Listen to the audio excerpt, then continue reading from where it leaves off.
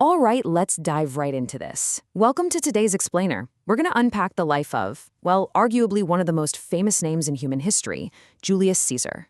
You know the titles: general, politician, conqueror, and dictator. But look, we aren't just going to list off his victories today. We are going to explore a massive historical paradox: the dramatic rise, the super bloody fall, and the ultimate, twisted legacy of the man whose life helped bring the mighty Roman Republic to a crashing end. Right off the bat, here is the ultimate thrilling irony of his entire story. The very men who murdered him to save the Republic, well, they ultimately guaranteed its absolute destruction. By the time we wrap up this explainer, you're going to see exactly how Caesar's assassins triggered the absolute worst-case scenario, the exact thing they were completely terrified of. But to really understand his death, we've first got to understand his world. So, let's step into Section 1, a republic in crisis. Now, what's really interesting here is how this totally shatters the myth that Caesar just came along and destroyed some perfectly functioning system. Actually, scratch that. It wasn't functioning at all. Caesar was not born into a stable utopia. He was born into an aristocracy that was literally tearing itself apart. We're talking about a republic deeply divided by wealthy elites, ambitious politicians, and powerful generals. The most terrifying example? The rivalry between Gaius Marius, who happened to be connected to Caesar's family, and Lucius Cornelius Sulla.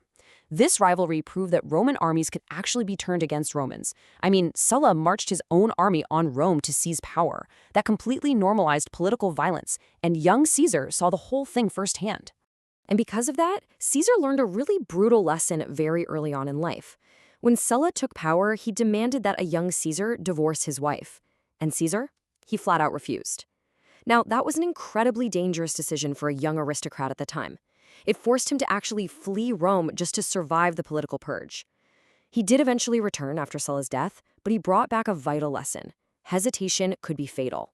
In Rome, politics was basically a blood sport, and survival required bold, totally decisive action. That brings us right into Section 2, building ultimate power. Let's look at exactly how Caesar masterfully engineered his climb to the absolute top.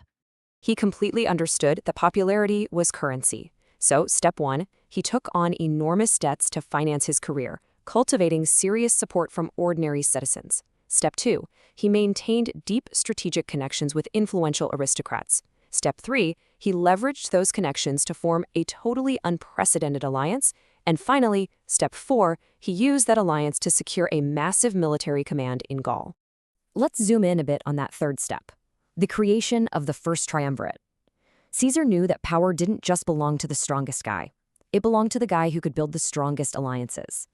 So he brought together Pompey the Great, who was Rome's legendary general, and Marcus Licinius Crassus, literally one of Rome's wealthiest men.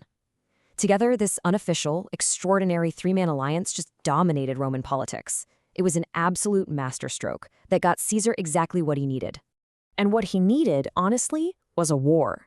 In 58 BC, Caesar kicked off the conquest of Gaul, which covers a lot of modern-day France. And you guys, these were incredibly brutal campaigns against various Gallic peoples.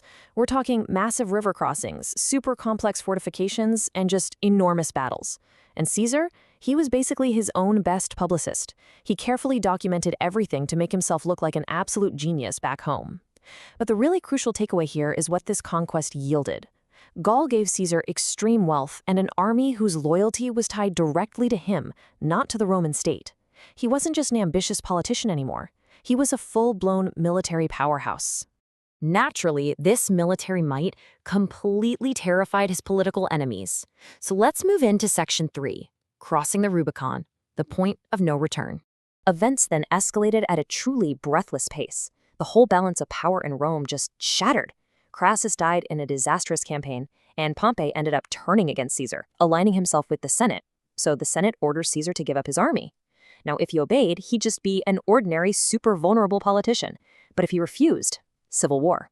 In 49 BC, he made his choice. He crossed the Rubicon River into Italy with his army, a direct, unmistakable act of rebellion. There was absolutely no turning back. By 48 BC, he had chased down and defeated Pompey's forces at the Battle of Pharsalus. And, as we'll see, just 4 short years later in 44 BC, the whole shebang would come to a very violent end. But before that end, there is this deeply human and super strategic moment we just have to highlight. Following his defeat, Pompey escaped to Egypt. Caesar followed, fully expecting a confrontation, only to find that Pompey had already been assassinated by Egyptians who were just hoping to win Caesar's favor. But instead of being happy, Caesar reacted with genuine anger and grief over his former ally. Deeply entangled in Egyptian politics at this point, he decided to back Cleopatra for the throne. They defeated her rival, and she became not just his political ally, but his personal companion, creating literally one of the most famous relationships of the ancient world. After defeating all remaining opposition around the Mediterranean, Caesar marched back into Rome. This brings us to Section 4, the Ides of March. Absolute power. I mean, what does a man do when he holds all the cards? Well, he becomes dictator. But Caesar didn't just take the traditional temporary role that was meant for emergencies. Oh no. He accumulated extraordinary authority and was eventually declared dictator perpetuo, dictator in perpetuity. He was fundamentally altering the very fabric of how the Roman government worked. Now, to his credit, he did use this power to get to work. He didn't just sit on a throne looking important. He implemented a massive slate of real reforms. He genuinely attempted to stabilize Rome after years of absolute chaos. He reorganized the whole calendar, expanded the Senate, set up colonies to take care of his veterans, settled massive debts, and finally addressed some really deep administrative problems. But, reforms couldn't mask the reality of his unprecedented power. Rome was totally split. On one side, his supporters viewed him as a necessary bringer of stability after decades of chaos. On the other side, his enemies, and yeah, even some of his former allies, saw him as a monarch in everything but name, directly threatening the Republic. He was honored with statues, his face was put on everyday coins, and he took on these extraordinary titles. For a republic that was built on the core idea that no single man should ever permanently dominate the state, this was downright terrifying. Which leads us to probably the most dangerous question in Rome at the time. Did he want to become king? Listen, the word king was practically radioactive to Romans. They had expelled their last king centuries ago. The mere appearance that Caesar threatened that core principle was more than enough to spark a conspiracy.